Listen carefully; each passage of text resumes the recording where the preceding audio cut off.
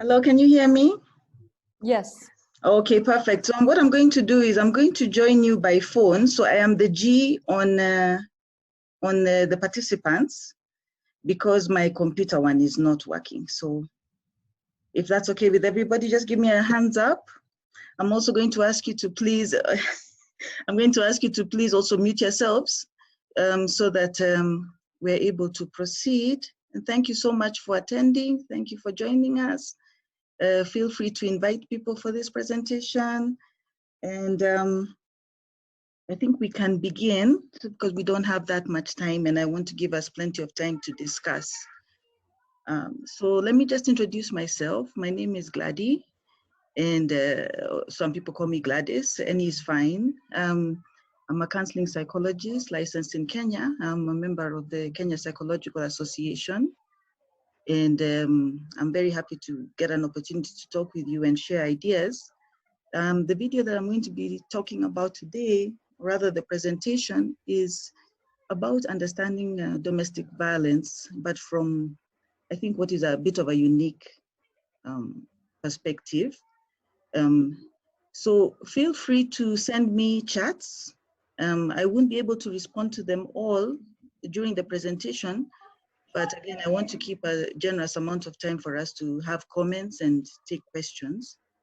So please feel free to just go ahead and chat and communicate with me like that, okay? I'm also going to go ahead and share my screen. And you should be able to see quite a bit here. Yeah.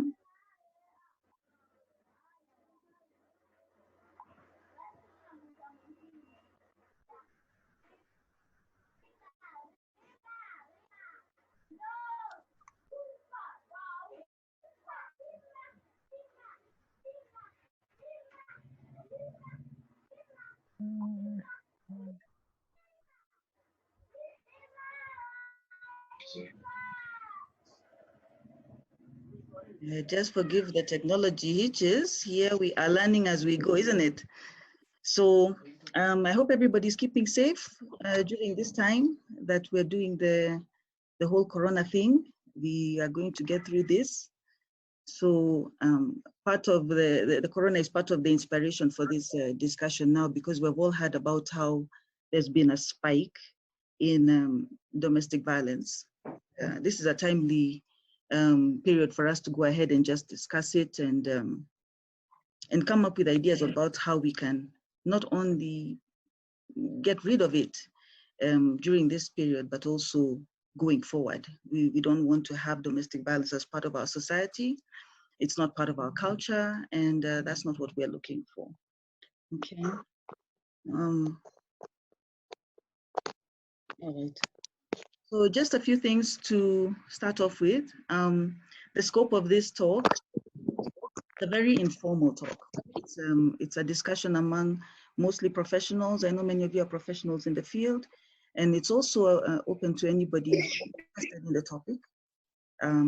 There's quite a bit of material that's available for your own review later. But for now, this is really focusing on certain aspects of domestic violence, in particular, male-female relationships, marital couples, dating couples. Those are the kinds of relationships that we're talking about today. And not to male bash, we're not trying to be mean to our men, but we're not here to male bash the men. But we are going to be focusing on male batterers. They are a unique subgroup. And I'm just going to ask that if you can, please mute. We are going to be talking about men because I feel like they're a neglected part of the discussion. They're a neglected part of the discussion, and we really want to make sure that they participate Unajua niliongea naye, I didn't expect nitakaa. Domestic violence. So, okay. So just give me just one. I'm going to admit all here. Wacha kwenda tu nitakaa. Because when I met Masha anateremka, nikaona Joram aliteremka. Nikaona hapa ninaona. Okay. Can you hear me still? Anyone can hear me?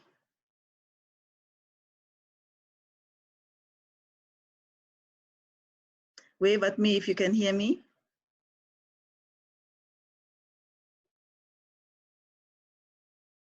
Perfect, perfect. Thank you, Peter. So I'm going to go ahead. So, so what we're doing is we're really just talking about domestic violence, which sometimes is called gender-based violence, which is sometimes called intimate partner violence. They all have their own little differences, but for the purposes of this presentation, we're just going to keep it as synonymous. And we are also going to do the same for batterers, perpetrators, and abusers, okay? Same for victims and survivors, okay? And we're just discussing in a general worldview. We're not saying that everything that goes here applies to just Kenya. We're talking in general, but we are going to pull from it things that apply to us. Now, another thing that I'm going to request of all you viewers, please go ahead and input your ideas and comments. This is really a discussion. This is a discussion. We want the perspectives, particularly from the men, but from all participants, on the perspective of men. How can we go ahead and approach them, work with them to eradicate domestic violence? I know this may sound a little strange, but not everybody agrees that domestic violence needs to be stopped. But for those of us who are saying, no, domestic violence really has no place, please go ahead and input your ideas, because we would like to compile everything and come up with a comprehensive document that we can help each other with when it comes to domestic violence. Okay. Now, so why are we addressing this topic? One, because it's so widespread, not only in Kenya, but around the world. It's a big issue. Everybody is dealing with domestic violence in one way or another. Okay. Some of us have experienced it. Some of us have witnessed it. Some of us hear it every day from our neighbors. Some of us work in the helping field, whether we're doctors, nurses, police officers, clergymen. We hear about this all the time. So this is something that we really want to address. Okay. Another reason why we're speaking about it is because there's been a spike, primarily in sexual abuse, but I would imagine also in domestic violence, verbal, because stress levels are high, people are cooped up, and so there's an opportunity for domestic violence to fester. There's an opportunity for it to thrive. And so our goal is to try and mitigate it, as we have been called upon, is for everybody to do what they can to mitigate domestic violence at this time. Another reason why we're talking about it is because it's one of the leading causes of death among women. If we're talking about diseases, we would be sending out COVID teams if we're domestic violence. If it was something about unrest or terrorism, we'd be sending out the army and the police. But for some reason, we are having quite a hard time handling domestic violence as a cause of death for women. And so this is another reason why we're talking about it. We could talk on and on about the socioeconomic costs of domestic violence. When someone is injured, they're not able to go to work, health insurance costs go up, families are broken up, children are disrupted. It's very disruptive to have domestic violence in the home. It breaks up relationships. As you all know, oftentimes even the batterers themselves do not intend for their families to break up. They do not intend for their marriages to break up. But that ends up being a consequence of domestic violence. So that's another thing that we need to consider. We're discussing this particular aspect of males because a majority of the physical perpetrators are men. Okay, we have statistics of about 95% of physical perpetrators being men. And I emphasize physical because there are different types of abuse, right? We all know that the verbal is one of the abuse, and I don't think men necessarily are the top when it comes to verbal abuse. But today we're not talking about women, we're talking about men. So physical perpetrators, a majority of them have been shown to be men. They can be verbally abusive. They often are sexually abusive. And there are many things that come along with the male psyche, the male existence, the male nature that contribute to domestic violence. And we're going to be talking about that today. Another thing that, another reason why we're choosing to talk about domestic violence is because if we think about all the interventions that are out there for domestic violence, most of them are geared towards the women as the victims. They're also geared towards the children as victims. But we don't quite hear much about the men. The men are the elephant in the room.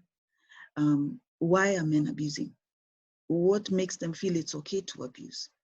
How can we curb that? What can we do to assist them if they're having a hard time stopping? So that discussion has not yet happened in a large extent. It took a bit of research to find material to address it. But I think we will together come up with ideas that suit us as a community to figure out how to go ahead and address this. Okay. Okay. So I'm just going to go ahead and admit everybody. Now you're all muted just for the purposes of the meeting, but again, please know that you'll have the opportunity to share your ideas. Please put them in the chat box. We'll go over them towards the second half of this presentation. Even if you're just sharing thoughts, go ahead and do that. That will be very helpful. Okay, so moving on to the next screen.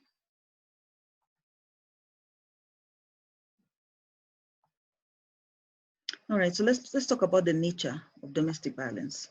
Okay. So we all know that domestic violence happens when a partner physically, verbally, emotionally, sexually abuses their intimate partner by exerting power and control over them. Okay. And domestic violence is not unique to any one culture. It's widespread. It's a way of interacting. It's a relational problem. It occurs in all cultures, races, religions, and socioeconomic class. And we have some examples here of domestic violence. We have emotional, a lot of manipulation. That's one of the characteristics of domestic violence batterers, is they're very manipulative. When we're thinking of manipulation, I want us to start off from when they first meet the victim. When they first meet the victim, they come across as very charming, very endearing, very loving, and oftentimes try to rush the victim into a relationship. And then once in the relationship, once the relationship has been secured, then they begin to test their boundaries and show the other side. Okay? Then they're beginning to, will be a push, an insult, something, you know, something that the victim cannot quite pin down. You know, was she seeing things because the guy that she met early on was wonderful. So what changed? That is part of the cycle of domestic violence. That is part of the confusion.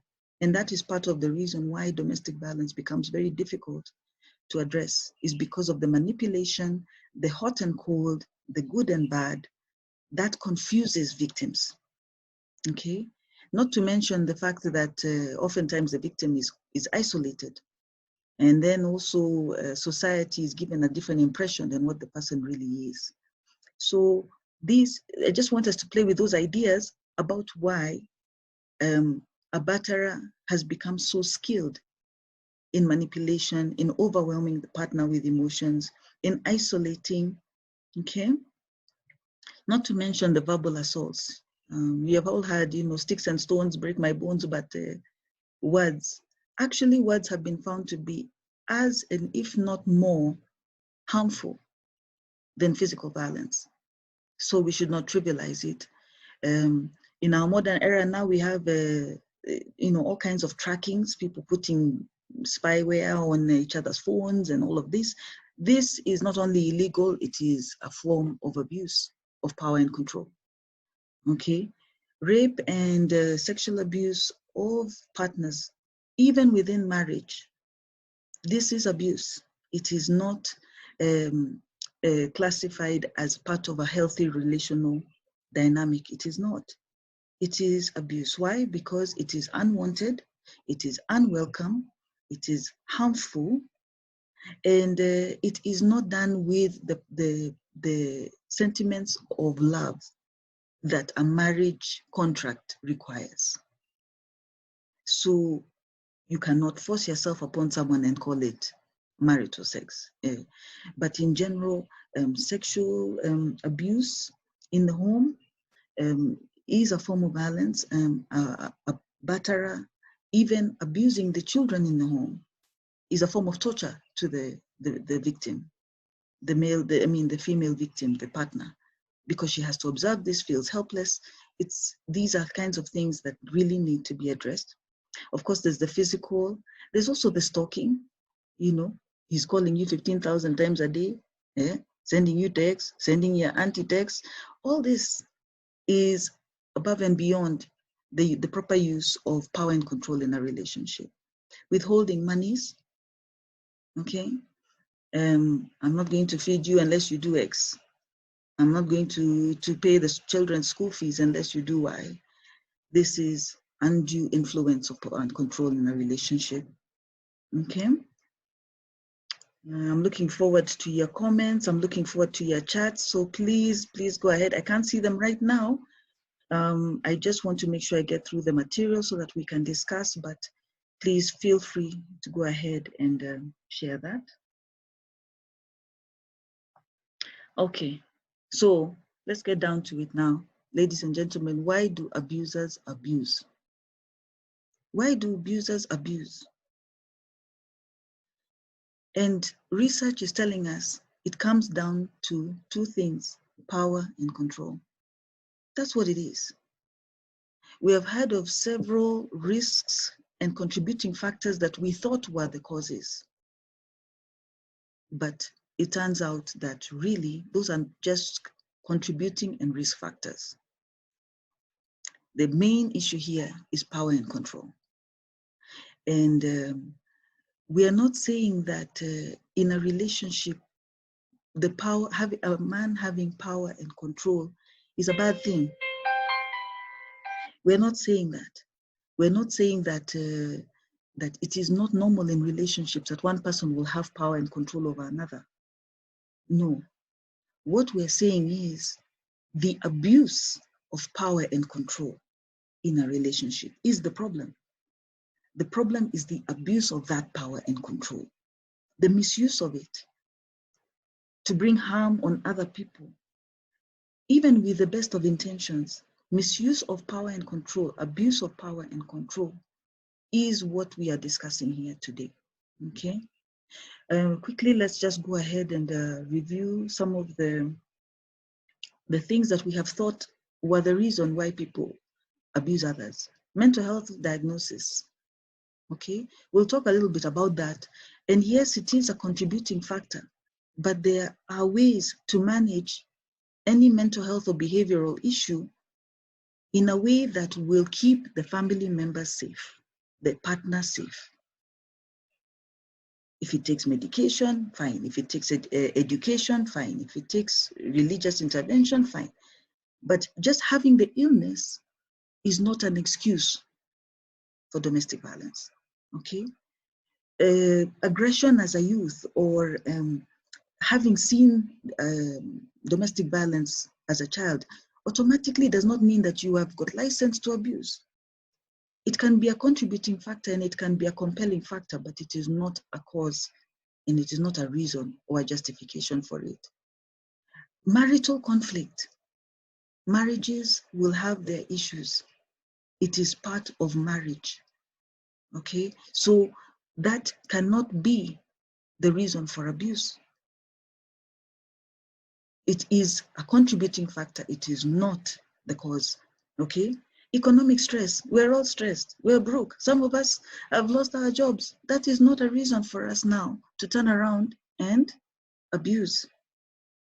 No, we're all in this together, okay? We have community poverty, associated, overcrowding, unemployment, higher neighborhood support and cohesion being poor. You're being beaten there in front of everybody. No one stops. No one is stepping in to stop it. So does the batterer now feel that it is licensed, it is okay? It is not. It is still wrong, even if no one steps in. It is still wrong, okay? Our beliefs, our societal norms, our cultural norms. In our society, we're allowed to abuse and rape our women. Okay, but no, it's still wrong.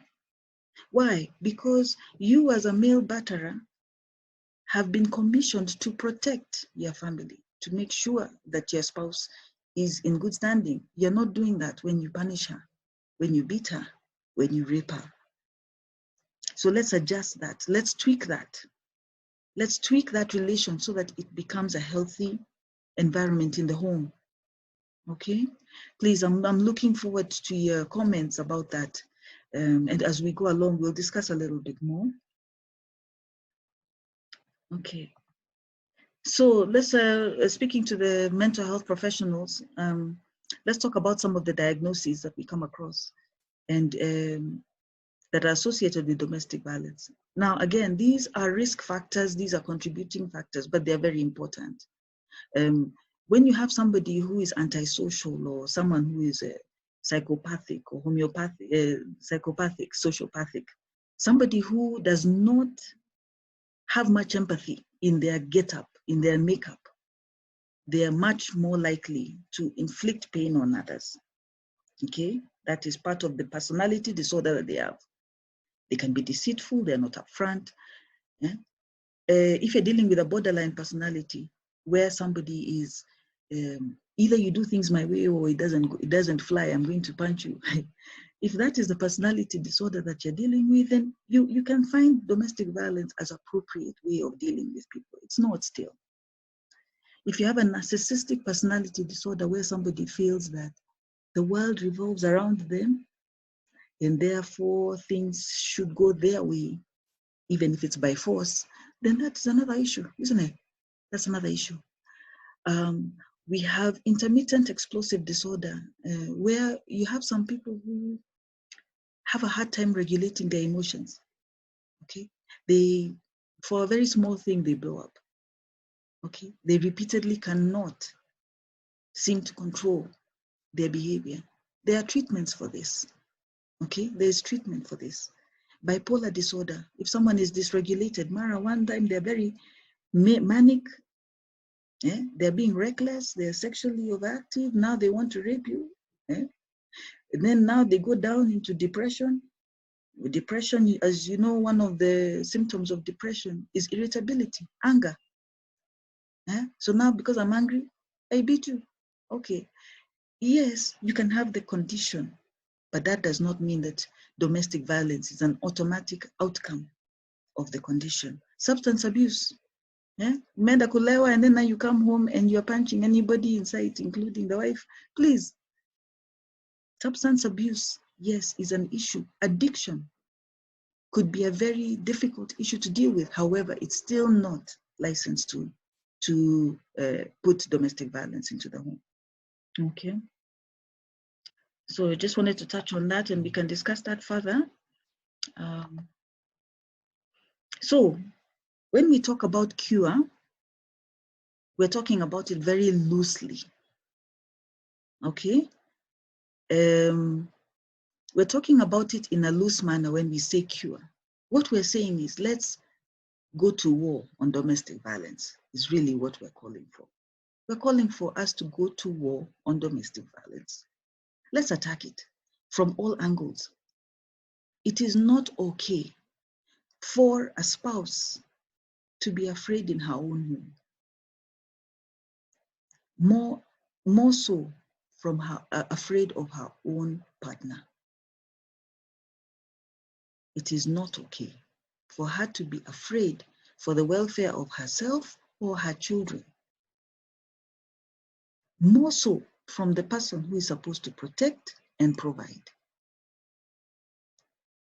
It is not godly. It is not legal.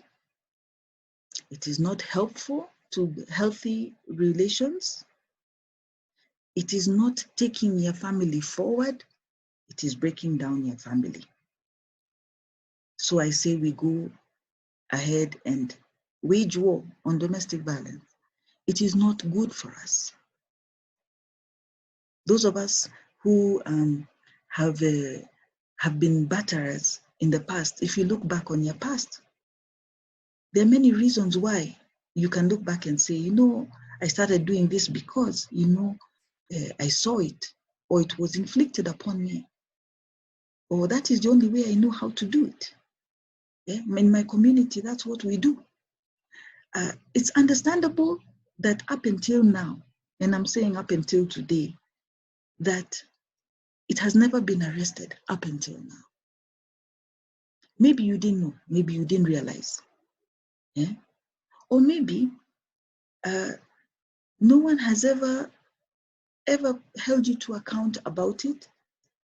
I want to now even talk to the ones who enjoy the fact that they can exert domestic violence on others, because there are some. I just want to remind you, you do not have the right to do that. Just because she is physically weaker does not mean that you have the right to do that. I'm calling on you to call upon a better part of you to do better than that. So that's one of the things that peer support comes in very handy. Role models come in very handy. Religious organizations come in very handy. Education in schools, starting programs come in handy. You know, just at every level, at every time, sending out the message that it's not okay is actually one of the most effective ways for us to break down domestic violence. If the minute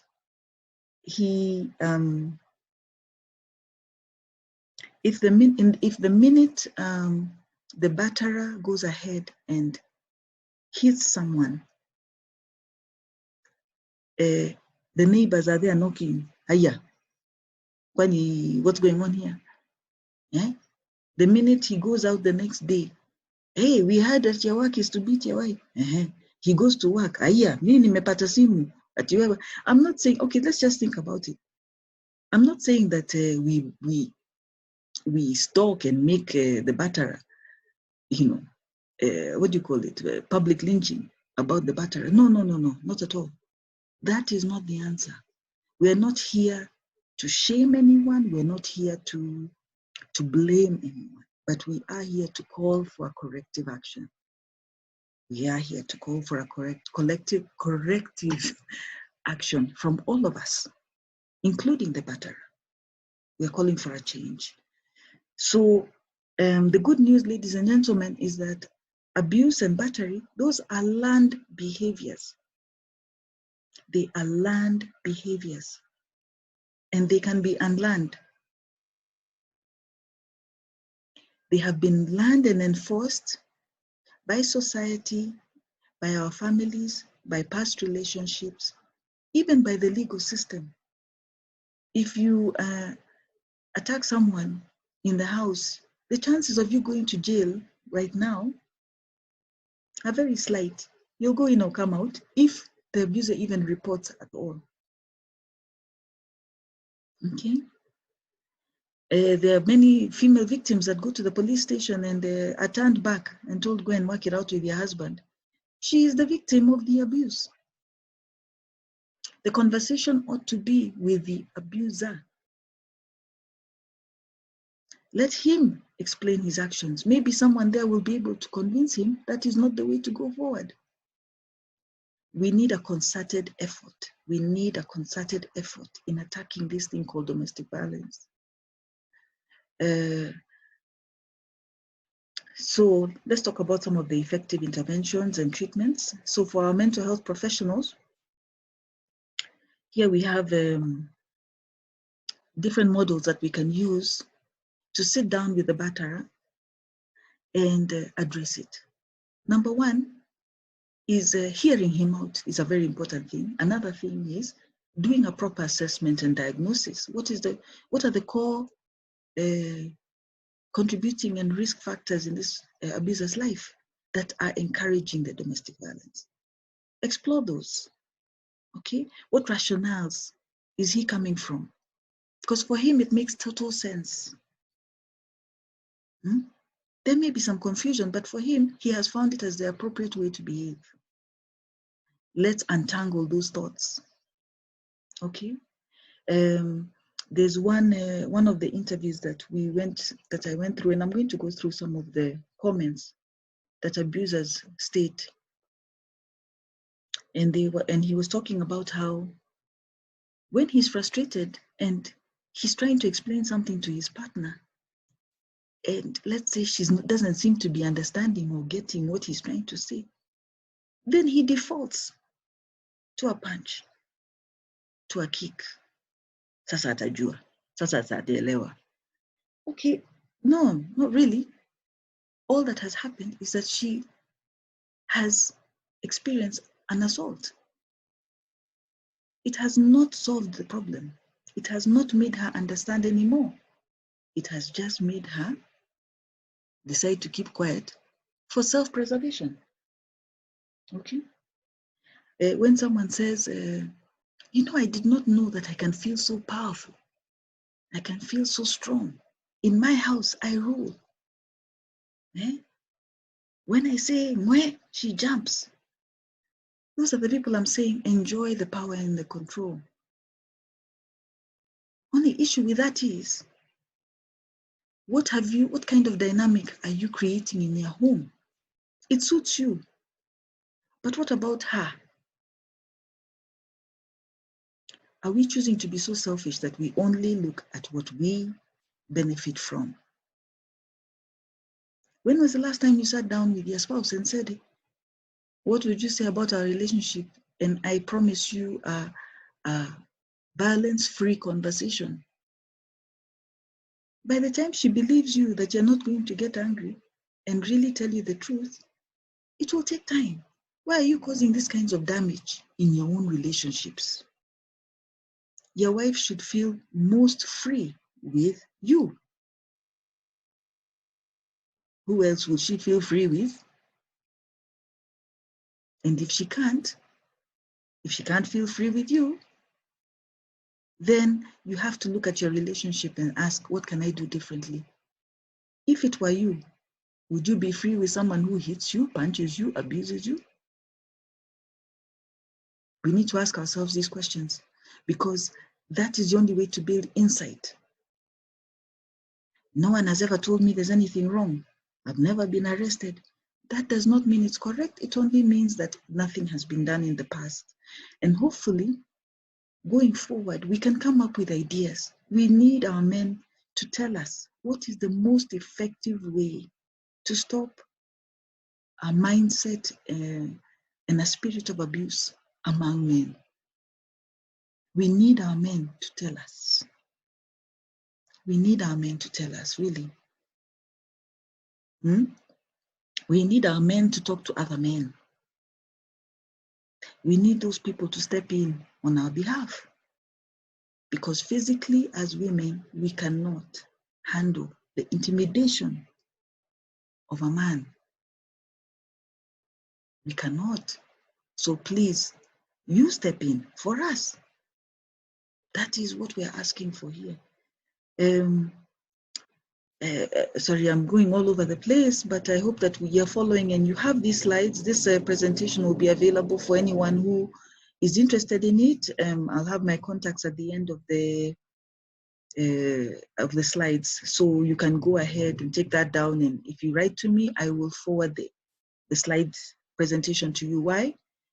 Because I want us to share this perspective, and I want us to discuss it. I want us to come up with solutions. I want us to build insight in our communities about it so that we can move on. Let's partner with the victims in stopping domestic violence, okay? I'm calling upon our community leaders, our non-profits, our churches and mosques, all our religious organizations, our schools, to affirm a zero tolerance policy on DV, on domestic violence. Let's go ahead and say, as a landlord, you can rent from me as long as I never hear about domestic violence in this house. Why not? Why don't we say those things? I don't want to hear about domestic violence in this house. This is a safe space. And if someone has to go, it will be their batterer. I don't care whether you're paid rent. Okay, now I don't know about the legalities of that, don't quote me. But I'm just saying, let's take a firm stand. What can we say at our jobs? Give me ideas. What can we say at our jobs? What can we say among our buddies when we're at the bar and you see your friend has come and he has slapped his wife or his girlfriend? What are you as a man going to do with your friends? Are you going to call him outside and tell him, sorry, no, we cannot do that. I don't approve. Or are we going to continue to be, in many cases, people who turn a blind eye, who walk away, who laugh it off, who pretend it's the wife's fault, the girlfriend's fault? No, it's never the victim's fault, ever. Because it's an unfair advantage when someone uses their physical force to make someone do what you want. Can you be angry? Yes. How do you deal with your anger? That is your responsibility to handle it in an appropriate way. Women, I'm not saying that we go ahead and provoke men and say it's their fault. No, don't do that either. The goal is to prevent domestic violence. Let's all behave appropriately, all of us. Okay, sorry, I am now just rambling here on different ideas that we came across in this study. Just a word about couples counseling. Yes, counseling in general is very, very helpful in untangling some of the mindsets and also offering suggestions of better ways to handle anger, handle stress, and also how to repair relationships that have been damaged by domestic violence.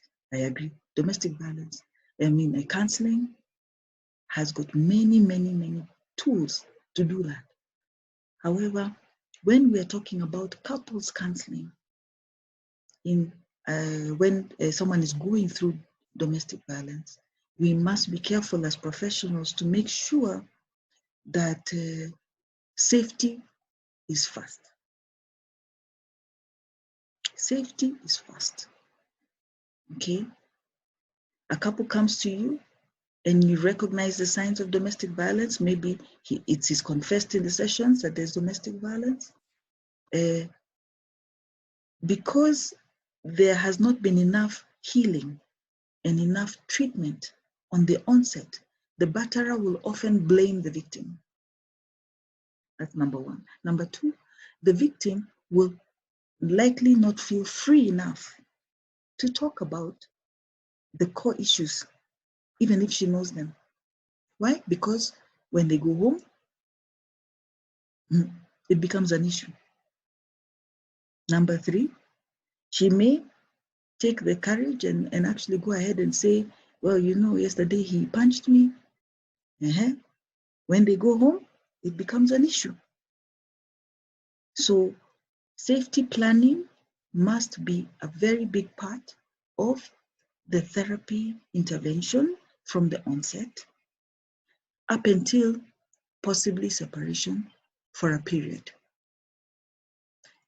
When there has been significant enough progress and that can actually be verified, that there has been enough progress in insight and in a self-regulation on the part of the batterer, at that time, you can now slowly bring in the victim. Okay? Because then now it's a safer space. And it may not happen overnight, but that really ought to be the way we go, because If we try to do it any other way, then we re-victimize the victim.